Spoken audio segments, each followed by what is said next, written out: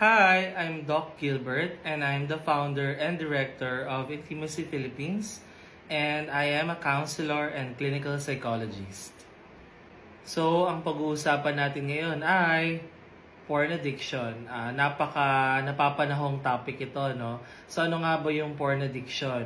Ito yung paggamit ng video or babasahin, pero most of the time, no, through internet or online, na panonood ng sexual activities or sexual videos, at ito ay excessive, na overuse at paulit-ulit, no, na nagiging pattern na in a daily basis. And paano ba natin masasabi kung addiction na siya, no?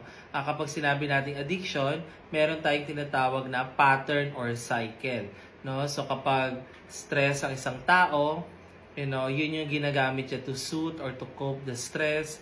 Kapag may negative emotions, ito yung ginagamit niya to pacify or to comfort yung painful or negative emotion. At ultimately, kapag may mga unmet needs, no? So need for relationship, mental, emotional, physical, and even spiritual needs na hindi nabibigay, ito yung nagiging paraan para i-meet ng isang tao yung mga needs na to.